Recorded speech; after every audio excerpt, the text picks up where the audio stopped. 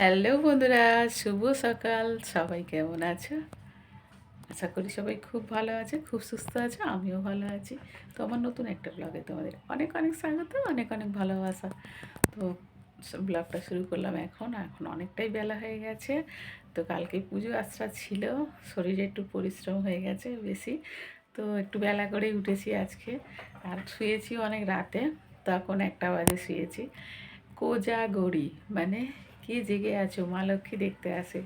তো অনেকক্ষণই জেগেছিলাম, আর পাচ্ছিলাম না, শরীর ভীষণ টায়ার্ড লাগছিল। শুয়ে পড়েছি, ঘুমাতে ঘুমাতে 2টো বেজে গেছে। তো উঠেছি সকালে 7টায়। তো যাই হোক, যে বিছানা টিছানা সব গোছানো হয়ে গেছে, কিছু জামা কাপড় পরে আছে, ভাঁজ করব। তো চলো ঠাকুর ঘরের দিকে যাই। ঠাকুর ঘরের তো দাদাভাই সকালবেলা পুজো করে নিয়েছে। আর সকালে 9:30 পর্যন্ত পূর্ণিমা ছিল, তো তোমার দাদাভাই পুজো করেছে সকালবেলায়। কালকে মানে তাড়াহুড়োর মধ্যে সবগুলো করা হয়নি, কিছু কিছু বাকি ছিল, কিছু কিছু মানে ইচ্ছেগুলো পূরণ হয়নি। তো সন্ধে আবার, যেহেতু সন্ধেয় লক্ষ্মী পূজা হয়, সন্ধে আবার দাদাভাই আর আমি দুজনে মিলে করেছি। দেখো বেলপাতার মালা হচ্ছে পরিয়ে দিয়েছি মা মনসাকে, মা লক্ষ্মীকে। তারপরে এমনি পুজো হয়েছে রাতে, আবার দোনো টোনো করে পুজো টুজো করা হয়েছে। আর হচ্ছে সকালবেলা ফের দাদাভাই পূর্ণিমা 9:30 পর্যন্ত ছিল, দাদাভাই আবার ভালো করে পুজো টুজো করেছে, করে দাদাভাই ডিউটি চলে গেছে। তা আমি এখন বসেছি রান্না। তোমাদের সঙ্গে ব্লগটা ভাবলাম শেয়ার করে নিই। এই ঘরটা অন্ধকার একদম। এই লাইটটা আবার চোখ মারছে, জানো তো, অনেক দিন থেকেই চোখ মারছে। মনে হচ্ছে লাইটটার আয়ু ক্ষয় হয়ে গেছে, লাইটটা বদলাতে হবে।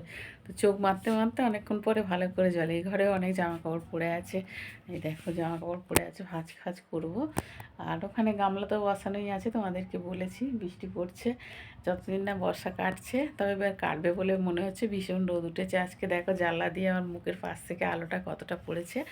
তো হচ্ছে গামলা ওখানে বসানোই আছে, কারণ ওখানে জল পড়ে, ওই জন্য গামলাটা বসানোই আছে। কী করবো বলো, গরিব মানুষ। আর সেই অ্যালবেস্টার লাগিয়েছি, ফেটে গেছে, আর কিছু করতে পারিনি, অমনি রাখা আছে।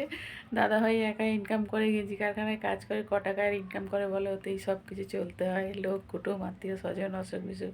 এই আমার কদিন আগে এত শরীর খারাপ করেছিল, পুজোর 1 সপ্তাহ আগে আমার পেছনে প্রায় 5-6 হাজার টাকা খরচা হয়ে গেছে। কী বলবো, মানে তোমাদের সঙ্গে শেয়ার করছি, কার সঙ্গে শেয়ার করবো বলো। তোমাদের সঙ্গে শেয়ার করলে পাঁচকানা হওয়ার ভয় নেই, কিন্তু আশপাশ নিজের লোকেদের কাছে শেয়ার করতে ভালো লাগে না, জানো। তোমাদের সঙ্গে শেয়ার করতে ভালো লাগে। তো যাই হোক, এই যে জানলার কাছে দেখো গাছগুলো খুব সুন্দর হয়ে উঠেছে বর্ষাকালে, রোদ্রে দেখতে পাচ্ছ না হয়তো।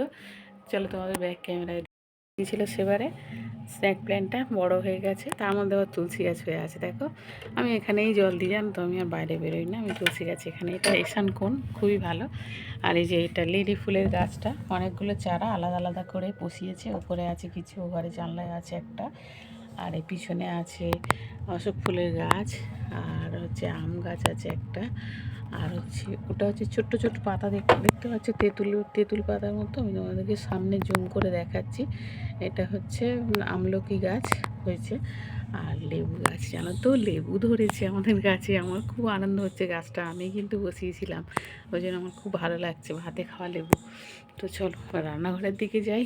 রান্নাঘরে হচ্ছে রান্না চাপিয়ে দিয়েছি, সবজি কাটবো, বার করে নিয়েছি, রোগী মানুষের খাবার। এরকম পেঁপে আর হচ্ছে ঝিঙে আর হচ্ছে আলু দিয়ে মাছের ঝোল করব। পুকুরের মাছ বড়দা ধরেছিল, না বড়দি ধরেছিল, দিয়ে গেছে সকালবেলা।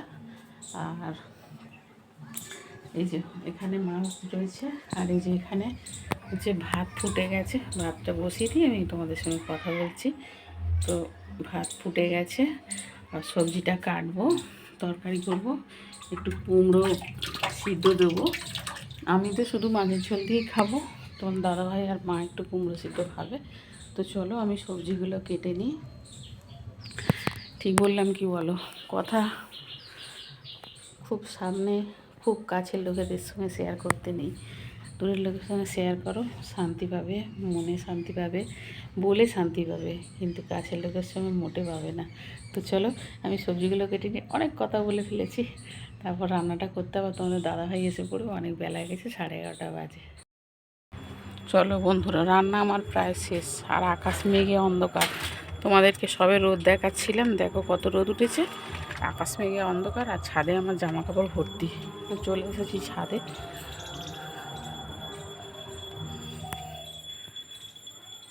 ছাদে দেখো গাছ ভরে গেছে, তুলসী গাছ ফাছ ভরে গিয়ে, তুলসী গাছ রকুলে জড়িয়ে এত শীতলা পড়ে গেছে দেখো ছাদের মধ্যে।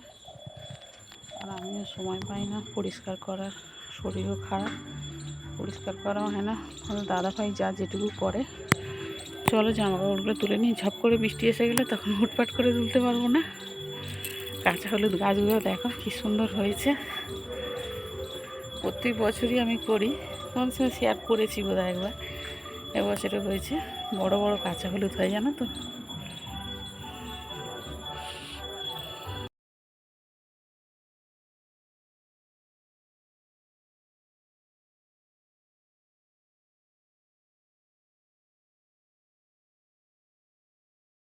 তো বন্ধুরা এই যে, আর সকালে তো পুকুরের মাছের ঝোল, কাঁচকলা, এই কাঁচকলা না, পেঁপে ঝিঙে দিয়ে মাছের ঝোল আর ভাত করেছিলাম। আর বড়দি পাঙস ট্যাংরা মাছের ঝাল দিয়ে গেছিলো তোমার দাদাভাইকে। আমার তো সব চলবে না, তো আমি ঝোল দিয়ে ভাত খেয়েছিলাম।